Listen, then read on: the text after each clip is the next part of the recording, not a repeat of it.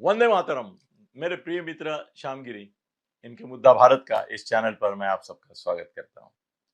दोस्तों, एक अलग अलग अलग विषय पर मैं आपसे आज बात करने वाला हूं। आप भी सोचिए, अब तक इस विषय पर मुझे नहीं लगता किसी यूट्यूब चैनल पे चर्चा हुई है, चैनल पे चर्चा हुई है। पर आज मैं ऐसा एक सब्जेक्ट आपके सामने रख रहा हूं कि मेरी अपेक्षा है कि न्यूज़ चैनल भी उसके ऊपर डिबेट करे। सोशल मीडिया पर तो होना ही चाहिए, बिल्कुल होना चाहिए। मेरा स्टेटमेंट है कि क्या अमित राज ठाकरे क्या अमित राज ठाकरे आदित्य उद्धव ठाकरे हो पाएगा, हो सकता है, होने की राह पर है? क्वेश्चन मार्क, प्रश्न चिन्ह। ये मैं आपके सामने रख रहा हूं। अर्थात आज मैं इसके ऊपर मैं क्या सोचता हूं ये आपसे शेयर करूंगा। आप भी मानेंगे कि भाई इनके तो राज साहब अच्छे दोस्त हैं। अमित के प्रति भी एक चाचा के मन में जैसे भतीजे के बारे में भावना होगी, वैसे अमित के बारे में इनके मन में है।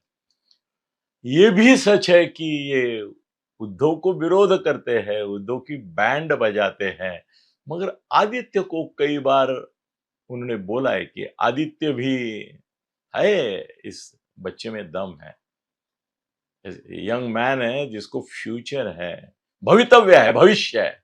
ये भी इन्होंने बोला है। तो अभी उन्होंने आदित्य के बारे में तो अच्छा कई बार बोला है। हाँ, राज साहब तो बस ये तो खुलेआम बोलते हैं अनिल जी कि भाई ये जिगर का टुकड़ा है मेरे राज साहब।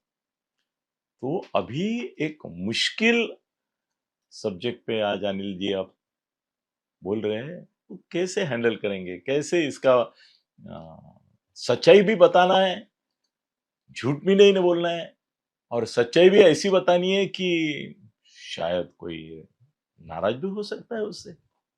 देखो, पहले हम उद्धव और राज की बात करते हैं। उद्धव और राज की बात करते हैं। उद्धव और राज में एक साम्य बड़ा ये है कि दोनों ठाकरे हैं। एक ठाकरे विरासत, एक ठाकरे घराने की परंपरा दोनों के साथ है, दोनों के सरनेम एक है, तो वो ठाकरे हैं। अभी ये जो तुलना है, ये जो में सिमिलरिटी, साम्य है, वो यही खत्म होता है। उद्धव की पर्सनैलिटी अलग है, कार्यशैली अलग है, उसके विचार अलग है, भूमिका अलग है, राजकीय स्वार्थ उसका अलग है, राजनीति अलग है। पहली बात तो है कि एक राज ठाकरे ही मुझे एक बार बोले कि दुनिया में अगर नंबर 1 का कोई बेभरोसे का आदमी होगा। अब क्या होता है ना, ये लोग पहले कुछ बोल देते हैं, बाद में कुछ और बोलते हैं, आज कल दूसरा बोलते हैं, कल दूसरा बोलेंगे। अभी मोदी के बारे में तो राज साहब की बदलती भूमिका भाजपा की हमने देखी है, उद्धव की भी देखी है। 25 साल रहे बीजेपी के साथ, फिर भी कैसा हुआ वो देखा है। तो एक दूसरे के बारे में वो बोलते हैं। अभी वो देखो ना, सुषमा अंधारे के पुराने वीडियो दिखा दिखा के उसको बर्बाद कर रहे हैं चैनल वाले की, ये उद्धव के बारे में ऐसी बोली थी, बाला साहब के बारे में ऐसी बोली थी। तो राज ने खुद मुझे बोला था कि दुनिया में नंबर 1 का अगर जिसके ऊपर विश्वास नहीं रखते ऐसा आदमी कोई होगा तो ये उद्धव है, और ये सही है। और ये कैसा है ना, ये उद्धव कमर्शियल आदमी है, और ये अपना राज जो है वो डिवोशनल और इमोशनल आदमी है। वो प्रोफेशनल धंधेवाई नहीं है, वो तरहेवाई है। मतलब थोड़ा सा चक्रम कैटेगरी, मैं भी खुद को चक्रम ही मानता हूँ, उसमें कोई बुराई नहीं है, तो चक्रम होना भी जरूरी रहता है, वो भी एक ये है, खासियत है। तो राज साहब की कार्यशैली के विचार अलग है, पर्सनैलिटी भी अलग है। उद्धव को आप देखेंगे तो लगेगा कोई बीमार आदमी अभी अभी हॉस्पिटल से आया है और यहाँ पे खड़ा हो गया है। राज साहब पहले दुबले पतले थे तो और हीरो दिखते थे, ऐसा लगता था इसको डायरेक्ट फिल्म में जाना चाहिए। अब उतने नहीं रहे वो, खाली बाप नहीं, अभी तो ये भी बन गए हैं, दादा भी बन गए, हाँ, ग्रैंडफादर बन गए। तो वो अभी उनका जरा वो पर्सनैलिटी भव्य हो गई है। हाँ ठीक है, महाराष्ट्र में भव्य पर्सनैलिटी भी लोग पसंद करते हैं। बाला साहब ठाकरे स्लिम एंड ट्रिम थे, और उनकी ये अलग थी, मगर लास्ट में वो भी अलग थोड़े दिख रहे थे। तो राज अभी पर्सनैलिटी अलग है, मगर राज की माइंडसेट अलग है। कैसे ना उद्धव निर्धारित है कि बस मुझे सत्ता पानी है, मुख्यमंत्री पद पाना है, इसके लिए जो भी हो मैं करूंगा। राज का ऐसा नहीं है। राज को होना है महाराष्ट्र को मुख्यमंत्री, कई बार उसने बोला कि मुझे मुख्यमंत्री होना है, एक दिन देख के देखो, मगर उसके लिए मैं कुछ भी करूंगा, अनीति करूंगा, ये नहीं है उसका। उद्धव ऐसा है कि उसको बोलो कि मैं मुख्यमंत्री पद देता हूं, ड्रेनेज का पानी पियो, तो वो भी पिएगा। ये नहीं कहेगा, ये बिस्लेरी का ही पानी पिएगा, बोलेगा नहीं नहीं मेरे को नहीं चलेगा। अब आते हैं, ये दोनों में फर्क है। आदित्य उद्धव पे हावी है क्या? हाँ, हो रहा है धीरे धीरे। अभी उद्धव का महत्व कम हो रहा है और आदित्य उसकी जगह ले रहा है। शायद अगले 2-4 वर्ष सालों में अगर उद्धव को यही हालात रहे उसके प्रकृति के, तो आदित्य टेक ओवर ही करेगा, वो पक्ष प्रमुख भी बन सकता है। मगर वो है।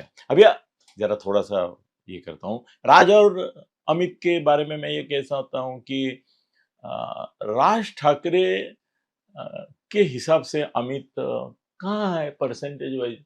अगर राज 100 पे है तो अमित, क्या मैं कितना बोलूं, 10% बोलूं?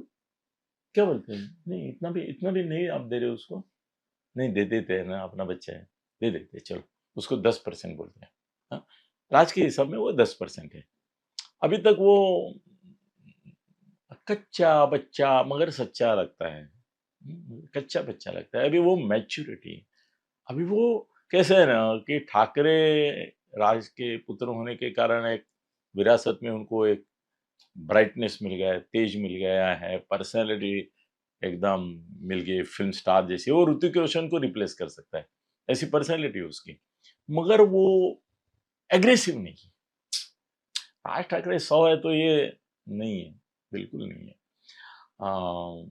दूसरी बात यह है कि उनको बोलने का बिल्कुल नहीं आता। मैंने कई बार राज को मैसेज भेजा, भाई इसको बोलना सिखाओ, भाषण करना सिखाओ। मालूम नहीं क्यों नहीं करता। ऐसे प्रोफेशनल मिलते हैं जो बोलने के लिए सिखाते हैं, तो सिखाना चाहिए था उनको, तो नहीं, वो नहीं किया। तो उसका भाषण भाषण ही नहीं होता है, वो संभाषण होता है। तो राज की तुलना में भी वो 10% है। अभी आदित्य को तुलना करता हूँ, जो बड़ा डिफिकल्ट काम है। मेरे लिए डिफिकल्ट नहीं कि दोनों का मैं अच्छा तरह से ऑब्जर्व करता हूँ, दोनों को देखता हूँ क्या है। मुझे ऐसा लगता है कि आदित्य बहुत आगे निकल चुका है, अब अमित उसकी स्पर्धा नहीं कर पाएगा।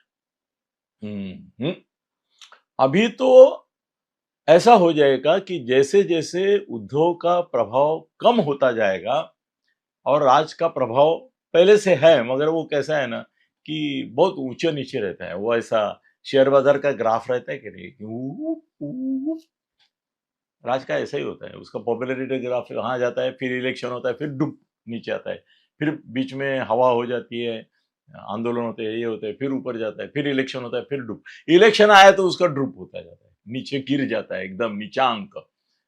हम पढ़ते हैं ना कि आज क्या 10 लाख करोड़ का लोगों का नुकसान हो गया शेयर बाजार में, ऐसे उसका पॉलिटिकल नुकसान हो जाता है।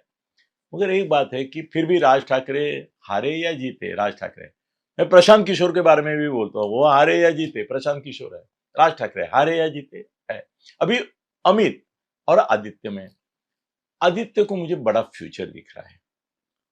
और राज के लिए मुझे ऐसा लगता है कि जैसे बाला साहब की वजह से उद्धव ठाकरे अपनी जगह बना पाया और वहां पे स्थिर हुआ, वैसे राज ठाकरे की जो पुण्याई है उसकी वजह से अमित जीतेगा नहीं मगर हारेगा भी नहीं, और एक मिनिमम उसकी रिस्पेक्ट, चाहत बनी रहेगी। मगर आदित्य उसके आगे बहुत निकल चुका है। अगर नंबर 1 पे आदित्य हैं तो आज की तारीख में रोहित पवार से लेके बहुत सारे नेता मेरे सामने हैं, उनके लाइन में मैं 5वें या 6ठे क्रमांक पर अमित को रखूंगा। धन्यवाद।